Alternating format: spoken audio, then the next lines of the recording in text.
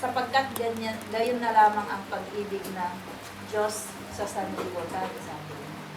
So, nabinigay niya ang kanyang bugtong na anak upang sino mang sumampalataya sa kanya ay hindi mapahamak, kundi magkaroon ng buhay na walang hanggan. So, ito po ay hindi ko na po alam kung paano explain, kung ano. Basta ang alam ko po,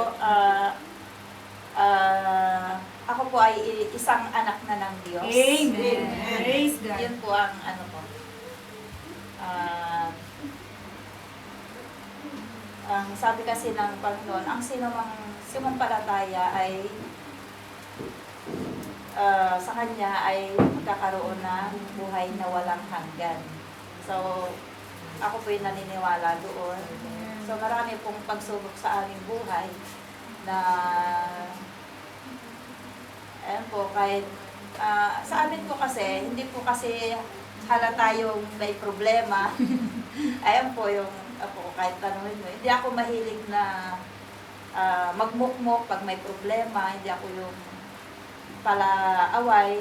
Pag nagagalit ako, meron kaming hindi pagkakaunawaan na mag-asawa, hindi po nalalaman ng aking pamilya, ng mga anak ko. So, alam ko nila ng mga anak ko, normal lang po siguro yung mag-away kayo na minsan may volume ng boses, pero hindi naman po kami nag-aaway na as in Rumble. Wrestling.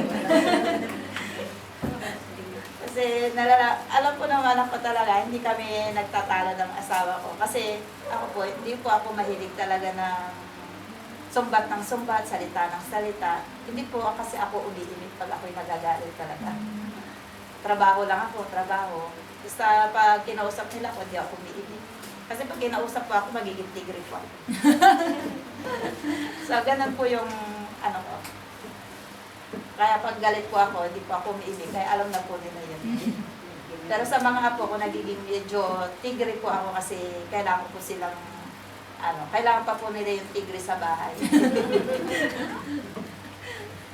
Pero ganun pa rin po, ay nagpapasalamat din po ako dahil kahit pa paano, nakakapag-church na si Sophia, nagpapasalamat ako. Amen. Sana makapagpatuloy siya at makapaglingkod hanggang sa kanyang pagtanda at lubusan niyang maunawaan yung salita ng Diyos.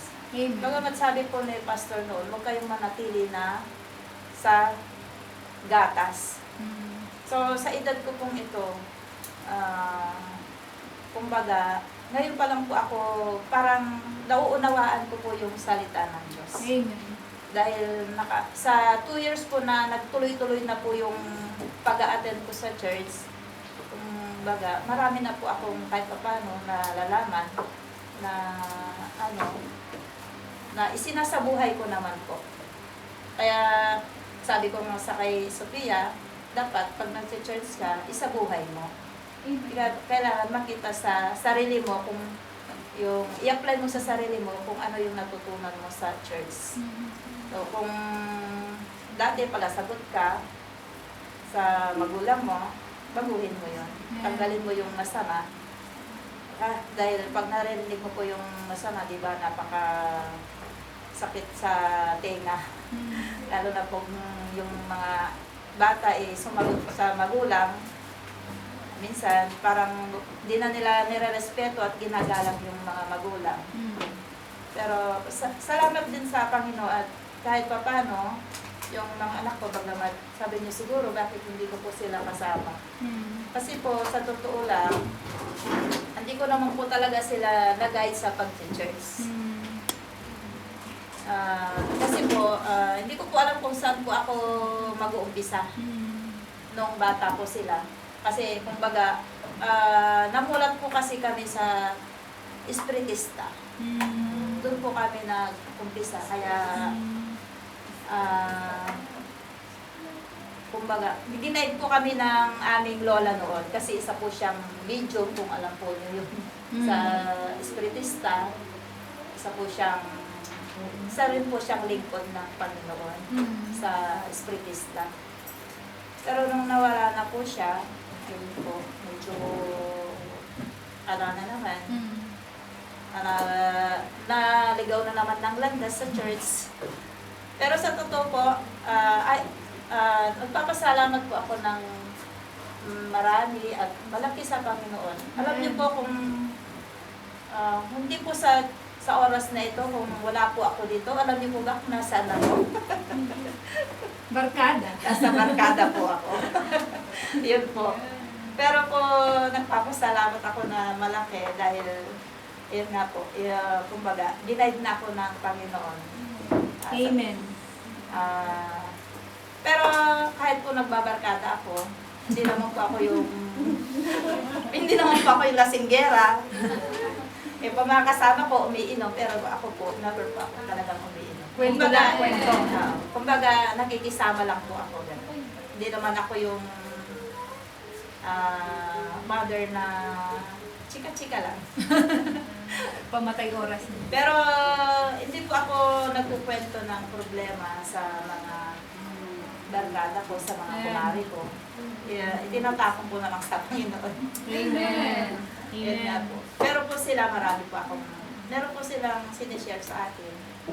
Yun, sinasabi ko sa kanila na mag-pray lang kayo, i-answer din ng Panginoon yung ating mga problema. Amen. Minsan po sa, isa po ako, papatutuan po ako. May I say it? Meron po akong suki sa palengke. Sabi niya, Ate Divine, kasi po Divine po yung tawag nila sa atin, sa palengke. Ate Divine, sabi niya. Bakit sabi ko, parang ang lalim ng iniisip mo, ba't ka umiiyak? Sabi. Ate Divine, sabi niya, ako ng problema. Bakit? Sabi ko, na paano ko? Dati na po siya, kumbaga, umangat sa buhay. Tapos, bigla po siyang dinat ng problema. So, isa po siyang tindera din sa palengke, meron po siyang pwesto. Na-down po siya. Mm. Ang sabi niya sa akin, Ate Divine, pwede mo ba akong tulungan? Sa anong paraan? Pwede mo ba akong pahiramin ng pera? Kasi walang-wala na ako, Ate Divine. Nagkwento po siya ng buhay niya. Umiiyak po siya. Pero ang sabi ko po sa kanya, wala akong naipapahiram sa'yo. Pero ang sasabihin ko sa'yo, pumunta ka sa simbahan. Lungod ka doon, umiyak ka. Mag-pray ka kay Lord, sabi ko. Tignan mo, pag nag-pray ka yung totoo sa buhay, sa puso mo, yung bukas sa puso mo, ibibigay niya yung answer sa'yo. So, ginawa niya po yun. Kasi po, parang gusto na rin po niyang wakasan yung buhay. Yun po ang sinabi ko sa kanya. Tapos, nung kinabukasan, nung nagkita kami ulit, sabi niya, Ate Divine, sabi niya, salamat. Bakit? Sabi ko, totoo yung sinabi mo, sabi niya. Yung sinabi mo yung time na yon, sabi niya.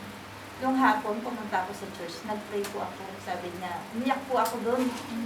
Pero nung kinabukasan, Ate Divine, parang binigay ni Lord yung answer, sabi niya. May nagkusang sa akin, sabi niya. Amen.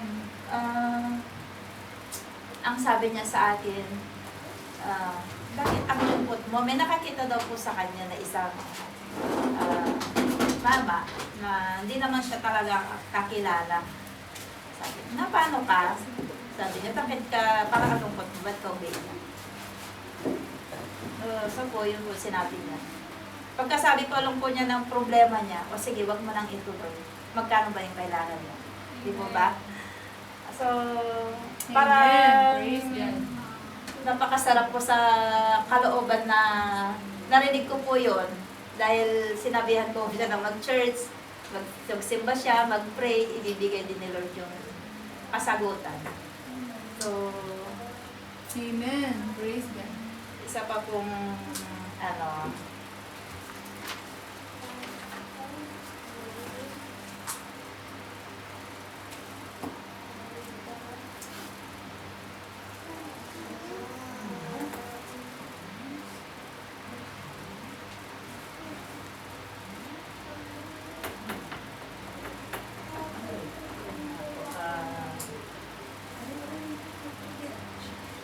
Amen. po yung isa pa po. Ano ang ibig sabihin na anak na ako ng Diyos? Amen. Sa pagkakaalam ko po nito, ako po yung simula nung para sa sarili ko po, kung sa aking kaalaman po Amen. ang sabi niya, ano ang ibig sabihin na anak ka na ng Diyos? Ang ano ko po ay yung binago po ako ng Panginoon. Amen. Simula po nung tinanggap ko si Lord sa aking buhay Amen. at nakapagpatuloy sa paglilingkod sa Kanya. Amen. At sana po pagdating ng araw, yun nga po, makasama ko yung family ko dito at Amen. para isang family ko kami na naglilingkod. Sa totoo lang po Hindi. nakakaingit po yung nakikita mong full family na naglilingkod sa Diyos. Amen. Pero, ayan, nakikita ko po kay Sister Dayan sa mga Gonzales na Amen. nandito na po sila. Siguro konting ano ba. Amen. Praise God. Kahit pa paano po, nag-guide na rin po sila. So, Amen. ako po, sa totoo lang, kahit na hindi pa